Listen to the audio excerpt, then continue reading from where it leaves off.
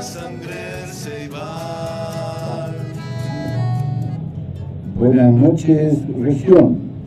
Estas son las memorias del río Uruguay. Para conocerlo mejor, para quererlo mejor, para cuidarlo mejor. Me acompañan Jorge Pereira y José Luis Paulini, quien les habla Marcelo Gray, para contarles memorias del río Uruguay. Nuestro programa de hoy comenzará como siempre con el informe hidrológico del río. Luego tendremos, como no podía ser de otra manera, la travesía del Río. La acompañaremos con una travesía similar realizada 100 años antes, y tendremos los testimonios de dos personas que han convivido con sus pueblos en la orilla del río, tanto en la localidad de Quebracho y el Saladero del Guavillú, como de nuestro querido barrio tablero, Tropezón Tablero. Y por último, tendremos los peces con el doctor Paulini.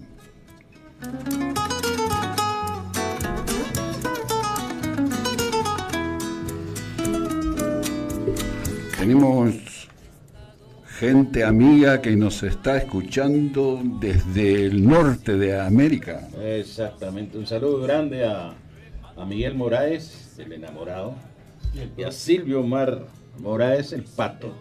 Los hermanos Moraes que siempre miran, están prendidos a Facebook para mirarnos. Bueno, un abrazo grande y acá estamos con ellos. Hago mío tus palabras. Y a mucha gente que también están por ahí mirándonos y no tenemos en este momento el nombre de ellos. Mucha gente desde el exterior, tenemos mucha gente que nos está escuchando, así que un gran saludo para todos ellos. Les contamos que el río Uruguay hoy a las 15 horas estaba en la cota de 4,50 metros y desciende muy levemente, es decir, a menos de 1 centímetro la hora, pero continúa en aguas medias altas. Estas son las proyecciones para la próxima semana. Continuará descendiendo con algunas fluctuaciones debido a que hay pronósticos de lluvia para la semana que viene en el Alto Uruguay. De manera que desciende, se detiene, crece un poquito. Esas son las perspectivas para la semana próxima, y los caudales no van a superar los 9.000 metros por segundo. Sangre Ceibal. Bueno, y se viene la correntada comercial. Jorge Repuestos. ¿Tenés moto? Andá lo de Jorge. Inigualable en repuesto para motos. Lo que necesites para cualquier marca. Atilio Ferrandiz y Joaquín Suárez. Mini Market Río Uruguay. Una completa línea de productos para la despensa, fiambres y lácteos de primera calidad. Frutas, verduras, comestibles envasados. Y con la tarjeta recompensa más barato que allá, no encontrarás. En Atilio Fernández y Jaime Román, bien en la esquina. 4779-7672. Transportes Morro. Desde chiquito, transportando. Ni el mal tiempo nos detiene. Y también transportamos barcos. Contacto 099-779-081. Si de tela se trata, Casa Somacal. Recibimos la primavera con combos de saldos de telas, Panamá, Satén, Zefir y otras. Precios especiales. También tenemos completa mercería. Y ahora sí, hay tu talle. Visite nuestro Facebook e Instagram. Estamos como hace más de 100 años en Avenida Artigas 1544, celular 099-189-029. Marcelo Bravi SRL, en repuesto automotores los mejores. Y si te falta un tornillo, vení que lo tenemos. Una tradición familiar. Avenida Artigas 1076, teléfono 4779-2349, celular 092-533-221. Y nos vamos directamente a Tomás Gomenzoro. Porque allá en Tomás Gomenzoro tenemos la posibilidad de ir a un autoservice que tiene comestibles, verduras, todo para la cocina. Producen sus propias verduras con manejo orgánico. Calidad, variedad y el mejor precio. ¿Dónde? En La Papa Loca. La Papa Loca. La Papa Loca es en Tomás Gomenzoro, en calle 18 de julio, 220, a la vuelta de Gremeda. Y escucharemos por Carlos Alberto Rodríguez, Cruzar el río.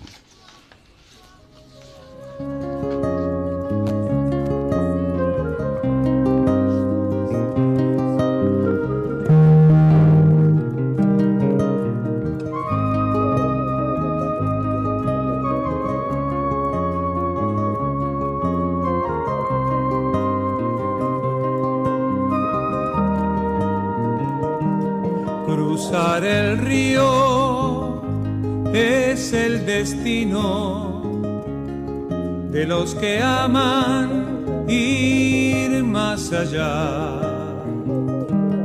Cada camino un desafío que no pueden evitar.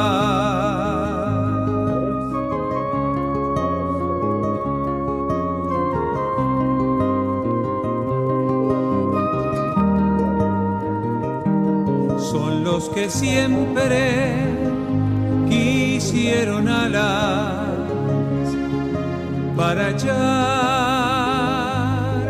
a volar. Alma de niño aventurero con su mensaje de libertad. Y a dónde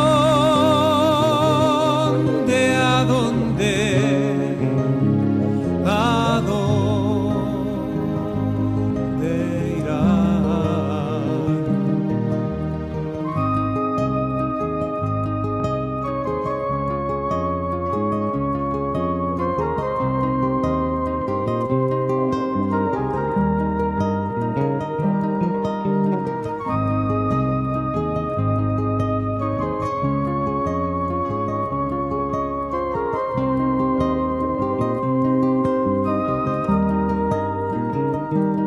Porque ahora en la semana no queda tiempo para soñar. Entre papeles de oficina o por las calles de la ciudad.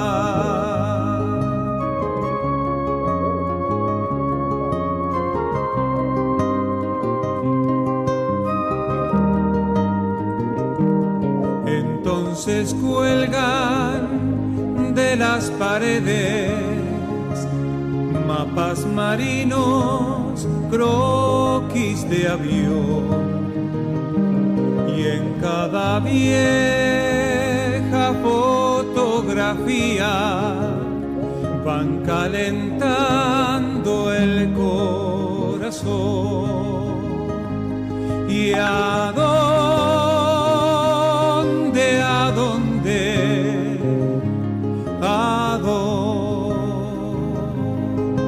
irán. Son los que buscan libros añejos, porque los nuevos no pueden pagar. Son los que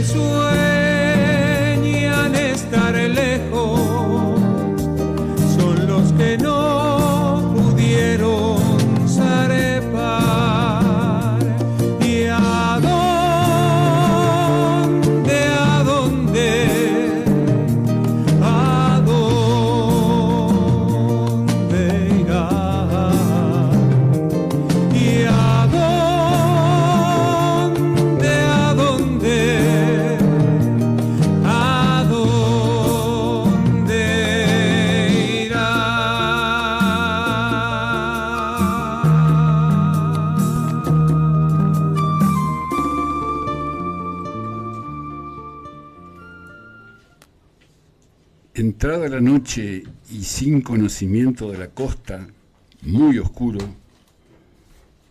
en función de la altura del agua en el saladero, veníamos navegando muy próximos, sin conocer la presencia de algún obstáculo. Hicimos una aproximación muy lenta hasta el viejo muelle, mientras Miguel y Daniel nos hacían señales de luces desde el mismo y de vez en cuando algún grito para que los ubicáramos. Por suerte el río se prestó para amarrar tranquilamente en el viejo y angosto muelle empedrado a una altura ideal para desembarcar. Estaba muy calmo. Fin de la singladura. Una vivencia más por el corredor de los pájaros pintados. La distancia recorrida fue de 72 kilómetros con 440 metros que nos marcaba el GPS, y el tiempo en movimiento fueron 8 horas. El tiempo detenido que tuvimos fueron 9 minutos. Toda esta información nos facilitan hoy los equipos modernos. Antiguamente la navegación era más técnica, con instrumentos rudimentarios, pero fantástica. Recordemos que estos dos personajes, cuando los nombré a Miguel y Daniel, nos vienen acompañando por tierra desde Paysandú. Para ello tuvieron que entrar por Quebracho hasta la costa, el poblado que se encuentra casi a la misma latitud que el Saladero, a unas 6 leguas del río. Luego de algunas peripecias por los callejones, llegaron a la costa a esperarnos. Asado en la parrilla, unos chorizos caseros, una generosa dosis de tinto y mucho buen humor hicieron del momento una noche muy disfrutable a pesar del frío del invierno. Noche de lobizón y de zorros que aparecieron merodeando la carpa de nuestros amigos en la madrugada. El que fuera el gran saladero del Guavillú, un lugar histórico bastante bien conservado, que además de sus ruinas tiene un parque añoso conservado, como no es frecuente verlo en lugares públicos tan alejados de los centros urbanos. Algarrobos, molles, quebrachos, naranja criolla, entre otros, y una gran gramilla al ras, mantenida por una tropilla de baguales que pastaban tranquilamente, nos invitaban a quedarnos en aquel lugar fantástico. Hay corriente eléctrica y agua potable. Aprovechamos entonces a la mañana siguiente para disfrutarlo, recorriendo todo el predio y las ruinas del 1862, de tremenda industria en donde se curtían cueros, se hacía jabón y otros derivados que se embarcaban hacia Europa y la región. Sería en aquella época la mayor industria saladeril del norte, habiendo tenido en su esplendor una población de más de 1000 personas en su alrededor. Es un parque de unas 13 o 14 hectáreas de uso público, delimitada por un alambrado. Muy recomendable para quienes gustan del camping.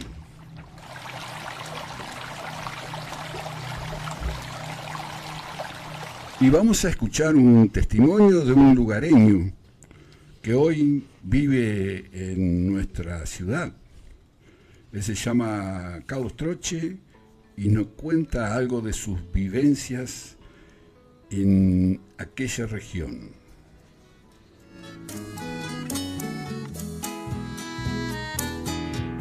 El Uruguay no es un río es un cielo azul que viaja. Pintor de nubes camino, con sabor a mieles ruanas. Los amores de la costa son amores sin destino, camalotes de esperanza que se va llevando el río. Chua, chua, chua, ja, ja, ja.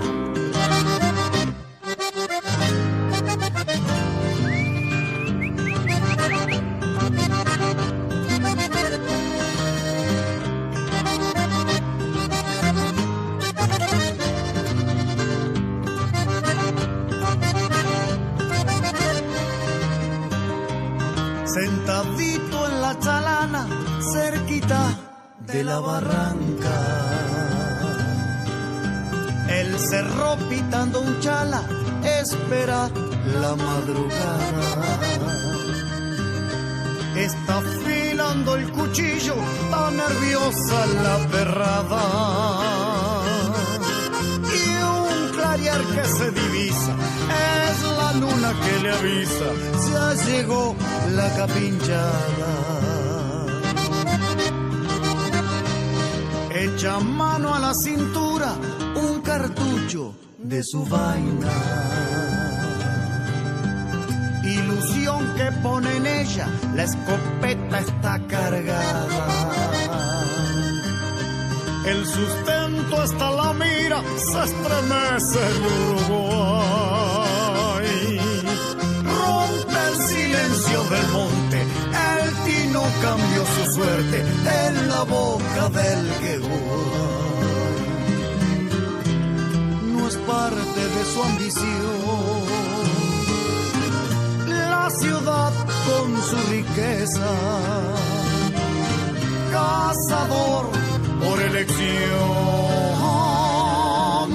esta es su naturaleza.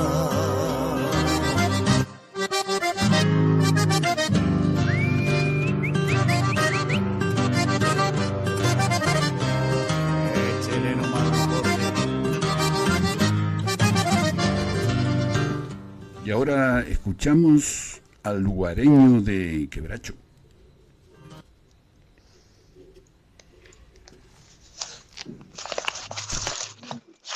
Bueno amigos, estamos navegando, estamos llegando con el Biguá desde Paysandú.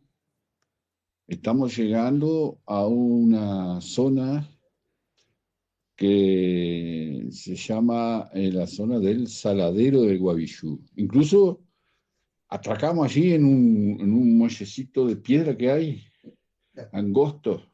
Una escotilla. Una escotilla. Bueno, y estamos con el amigo Troch, que dice que tiene algo para contarnos del Guavillú. ¿Por qué Troche conoce el Guavillú? Conozco porque ahora, primero buen día, y antes con mi padre me llevaba ya a pescar y en la boca del Guavillú, que está en el Saladero Guavillú, que es el río Guavillú, se junta, desemboca en el río Uruguay. El río Uruguay. El río Uruguay. Está ahí al ladito Sí. del Saladero. Está a tal vez 3 cuadras. Está cerca. Y ahí acampamos y pescamos ahí porque mi padre hizo una chalana de tanque y llevábamos en un carro con 2 caballos. Íbamos y acampábamos, ahí estábamos una semana más en turismo. En turismo. En turismo más. Sí. Pero vivían cerca de ahí del Saladero. Sí, nosotros somos de Quebracho. Quebracho, ¿no? Del pueblo Quebracho. Pero queda lejos. Sí, 27 kilómetros. Sí, Sí, queda lejos. 27 kilómetros. Nosotros íbamos allá. Después, cuando fui más mayor, iba solo en bicicleta.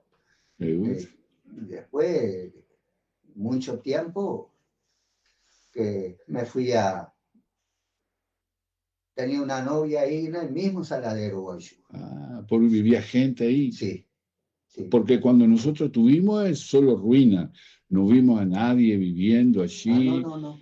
Quedan los vestigios de lo que fue aquello, aquella tremenda industria, ¿no? Ahora está un poco más reformado. Hay corriente gratis y energía eléctrica gratis. Y acampan, los que quieran ir, acampan ahí. Y está mucho más limpio, más ordenado. ¿Y agua corriente hay? No me acuerdo si hay agua corriente. Pero el lugar es hermoso ahí. Sí. Yo creo que pedían agua ahí en la casa de los difuntos, que era como que vivían allí al otro lado de la calle, allí llegando. Claro, que estaba la casa allí. Claro, sí, ahí había un aljibe, una cosa así. Y allí era un pozo ahí, era un pozo. Agua dulce común, normal. Sí, ahí había un pozo con bomba. Claro. Bomba eléctrica. ¿Qué chimeneas en allí, no? Sí, la tremenda, chimenea, ¿no? esa es la principal del Saladero Guayú. Fue la única que yo vi. Bueno, pero están las otras más lejos, más retiradas. Hay dos más chicas son más bajas. Hay dos más.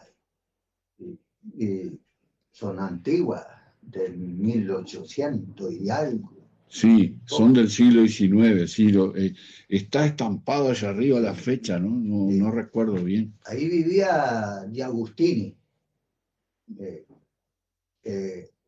siempre más conocido por Carrasquera.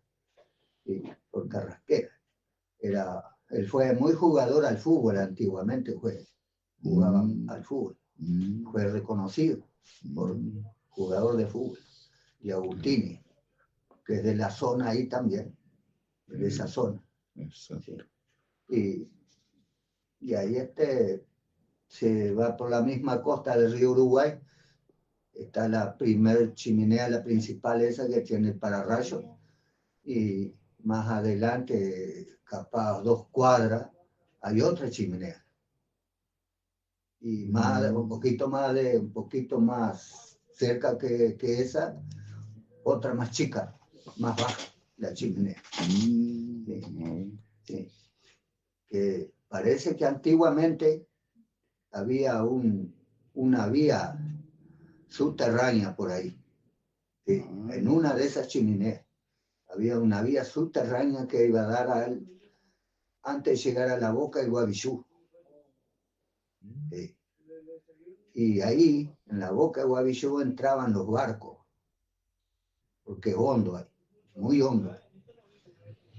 Entraban los barcos y cargaban con unas carretas por vía, empujándola a mano, a pie. Llevaban la mercadería, que era carne o hueso, todo salado.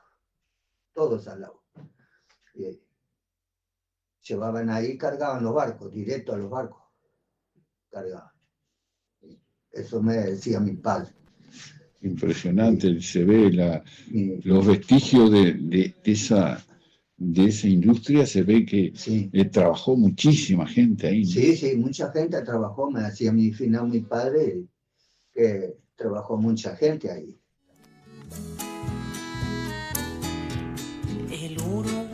Una historia de vivencias en el Saladero del Guavillú. Continuaremos ahora acompañando a la travesía del Biguá, la travesía de El Libo, aquel barquito hecho con lona, a remo y a vela, que en 1930 Eric Pixton seguía los pasos del Alto Uruguay. Bueno, la verdad que cuando escuchaba hoy a Marcelo detallar todas las veces que habla Marcelo sobre su travesía o aventuras del Biguá, y ahora en lo que voy a leer yo, y leo siempre algo similares, viajes fantásticos que hicieron por nuestro río Uruguay. Lo que me llama la atención es la poesía que existe en los relatos, tanto tuyo como de esto.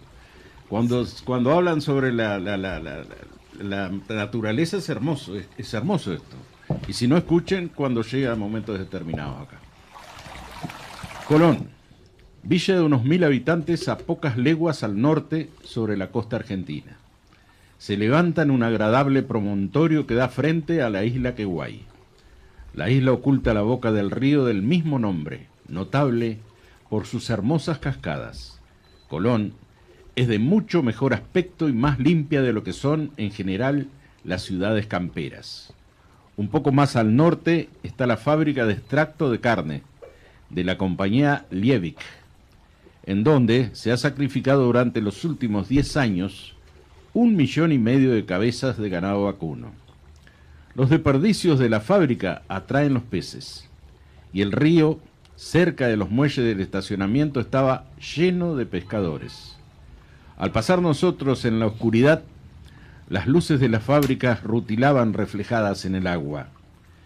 Un atardecer reinaba una calma chicha, y al remar cortábamos las sombras de los hermosos árboles de la costa que el sol, que ya se ocultaba, proyectaba sobre las aguas. Los rayos atravesaban una bóveda añil y se quebraban sobre nubecillas, estratos y cirros en matices que parecían robados al arco iris. Respirábamos un aire cálido y perfumado que embriagaba como una copa de vino. Pájaros de colorido plumaje volaban hacia el sol. Un pez dorado saltó, turbando el límpido espejo de las aguas, con ondas circulares que iban agrandándose. Inspirados por la gran belleza de aquella brillante escena, nos sentimos impulsados a expresarnos en un canto de pagana exultación. Al rondar por una curva del río, 2 primorosas muchachas agregaron aún más encanto a aquel bello cuadro que recordaba las acuarelas de Edmond Dulac. Hablaban alegremente entre sí, evitando cuidadosamente nuestras miradas. Con su tez morena, su oscuro cabello y sus delicadas figuras parecían haber surgido ambas de algún lejanísimo cuentos de hada, de bosques encantados y de enormes hongos y sílfides danzantes que retintineaban campanillas de plata. Nuestro canto terminó, y entonces, embelesado por ellas, no pude contenerme y exclamé: ¿quién pudiera llegar a donde llega el pensamiento?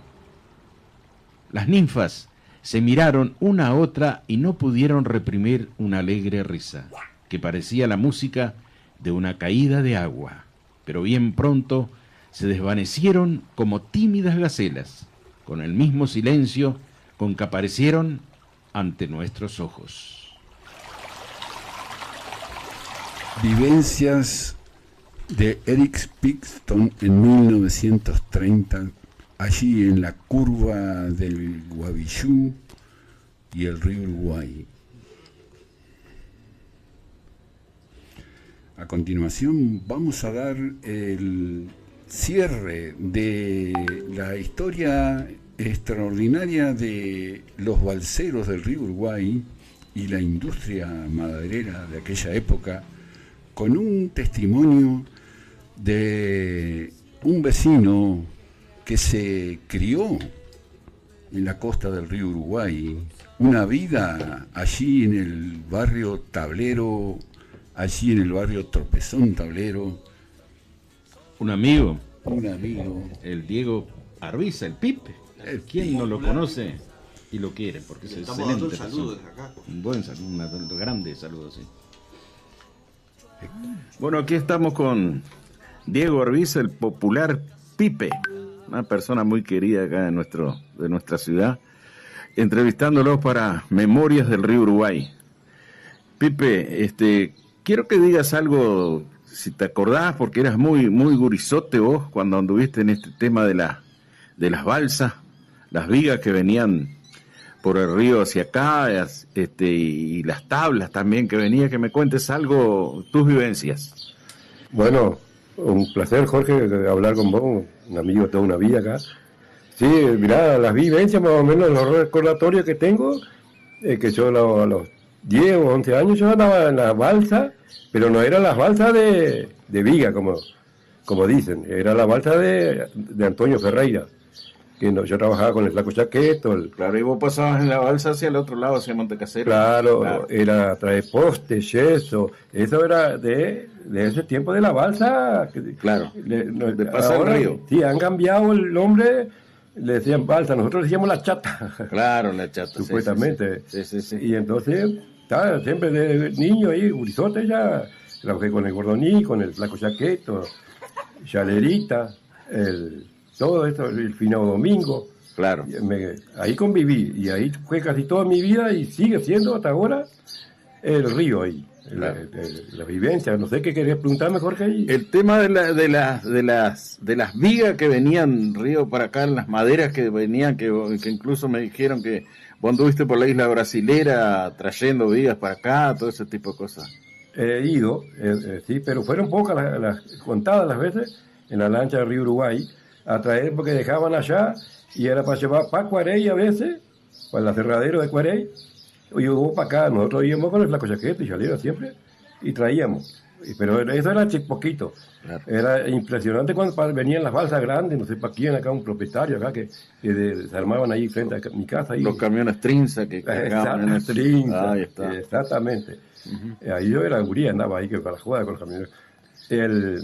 Todo eso, pero acá del barrio de mi tropezón, acá, Tablero acá, era de las cocheras hasta el riacho prácticamente, balsa de viga, impresionante era. Todo lo que venía.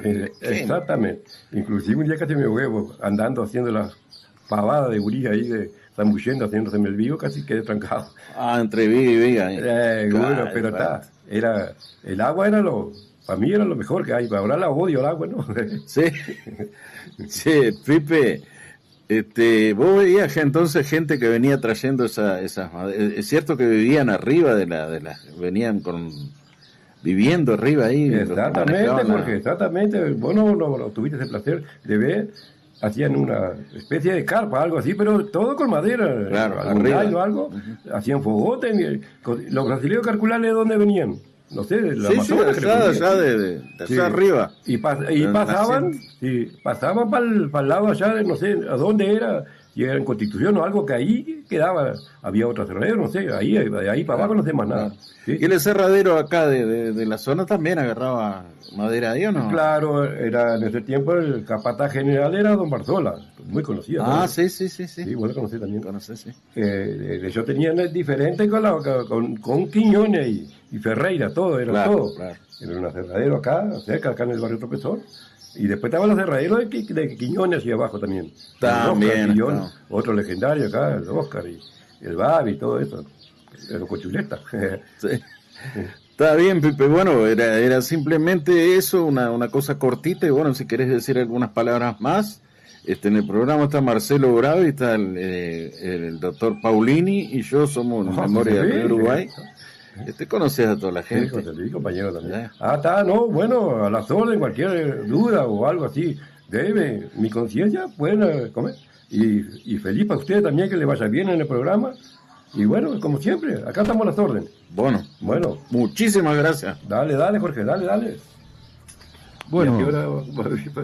Bueno, un saludo a nuestros auspiciantes, Casa Somacal, La Papa Loca de Tomás Jovensoro, Marcelo Bravi SRL, Jorge Repuestos, Mini Market Río Uruguay y Transportes Morro. Gracias por estar con nosotros. Que se va llevando el río. A continuación, los peces con el doctor. ¿Qué pez? El programa de hoy, ya los peces también nos están dejando misteriosos en Uruguay. Porque vamos a imaginarnos, hoy es un relato, después vamos a hablar de la especie. Imagínense pescando, haciendo trolling, 4 amigos, y que de repente sienten que se le tranca el señuelo. Y los pescadores de surubí saben perfectamente de que muchas veces hay que tener mucho pulso para saber si es piedra o es un animal realmente, ¿no? El hecho concreto y cierto es que trancó el pie, como decimos vulgarmente, y cuando lo traen a la borda del bote, se trata de un animal color blanco, no sabían lo que era. Bueno, ya creo que periodísticamente se difundió la noticia, ¿no? De un surubí albino. Fue hace poco, ¿no? Sí, hace 10 días atrás. 10 días atrás. Sí, en la zona entre Paysandú y Salto Grande. El surubí albino, el albinismo en los peces, no es común, pero se da. El albinismo significa carencia de pigmentación en la piel. Hay seres humanos albinos, hay vacunos albinos, conejos. El albinismo se da mucho en los conejos. Pero acá se trata de un surubí que, según estimaciones, pesa aproximadamente entre 40 y 50 kilos. Lo que significa que ese animal debería tener, o debe tener porque lo largaron, unos aproximadamente 20 años. 20 años. Ahora bien, los biólogos que entienden en el tema relatan de que los colores en los peces actúan como un camuflaje frente a los predadores. En el caso, por ejemplo, del dorado, que es el predador, casi diríamos el number one del río, es un predador natural, cuando el estado del surubí es chico, ¿no? Es un animal chico, de 1,5 kilos, 2 kilos. Pero la sorpresa, ¿cuál fue? La sorpresa fue que este animal, de aproximadamente entre 40 y 50 kilos, de color blanco, 50 kilos, sí, tenía en su sistema digestivo un dorado. Se estaba despachando un dorado. Y lo más lindo de todo esto es que esta gente, bueno, no entendía nada, habló con gente avesada en el tema, y inmediatamente se pusieron a investigar. Hay un hay un dato del año 22 que también en el Paraná se capturó, pero mucho más chico, un animal de 14, 15, 16 kilos según estimaron, también un surubí albino. Todos conocemos a los surubíes, hay dos versiones, como dicen, ¿no? Uno que es atigrado y otro que es pintado. Ahí está. Son animales que tienen una carne muy rica, comercialmente muy requerido, pero bueno, nosotros lo que queremos es destacar este hecho que le da a nuestro río Uruguay ese misterio que a veces Marcelo, cuando inicia el programa, habla de misterio, etcétera, relatos, travesías. La ictiofauna de nuestro río también tiene su misterio. En este caso, científicamente se puede explicar por qué ese animal es blanco, pero a los que no conocemos mucho del tema, imagínense un pescador, pero este animal trajo suerte, porque tenía consigo un señuelo que después que lo capturaron, que se sacaron fotos, que todo lo demás, obviamente lo devuelven al agua, siguen pescando, y ese señuelo que traía consigo de algún otro pescador, seguramente, sacaron 2 surubíes de más o menos 30, 40 kilos. Ya era el día del surubí blanco. Entonces, ¿hicieron fritos? No. Acá tenemos el amigo Marcelo que sabe cocinar. No, frito no. No, más allá de que es un bagre, pero no. Acá es otra cosa. 50 kilos, 20 años. Sí. Así que yo, si fuera sobreviviente, pesaba 48 años tenía. 48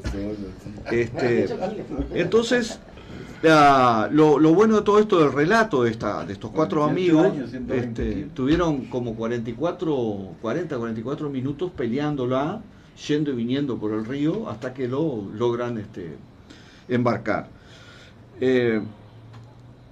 Relatan, era todo blanco, al verlo completo se dieron cuenta de que era un surubí, aunque no el pintado con puntos o atigrado con rayas. ¿Qué esperaban? El ejemplar era corpulento, era ancho, era grande.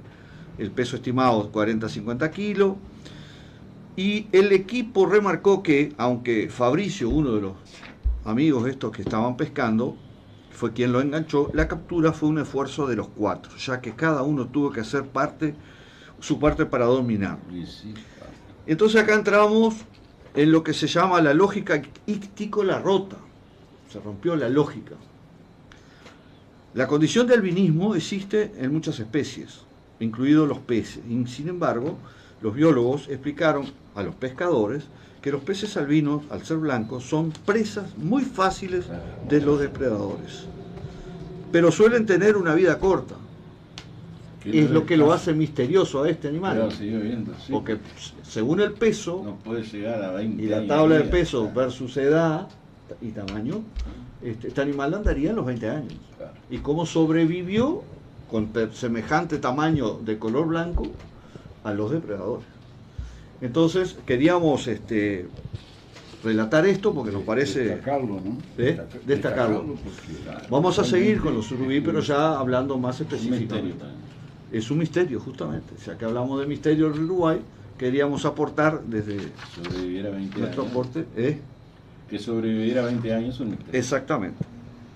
Así que bueno, fue devuelto al agua como correspondía.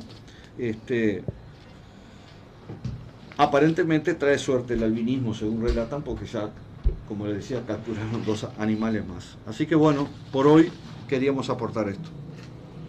Gracias, doctor. Por favor. Y se nos fue el programa. Pero con gusto. Con mucho gusto. Pasa Estaremos el próximo jueves. Hasta el Por jueves, que memoria pase todo del bien. río Uruguay. Saludos a todos los Buenas amigos. noches.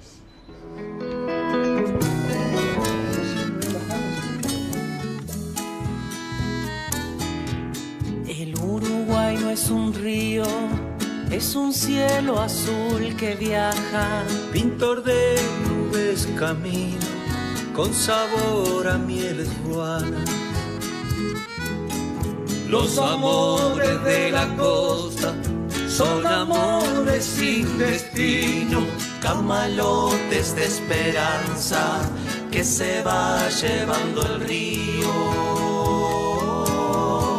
Chua, chua, chua, ja, ja, ja, no cante pastor casita, que llora sangre el ceibal.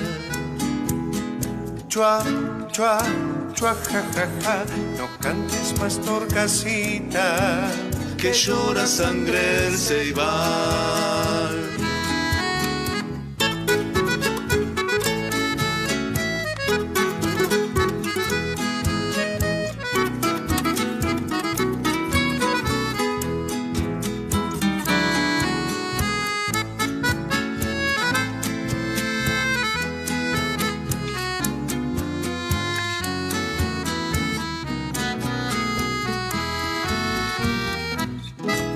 Morenita la bandera, iguacita de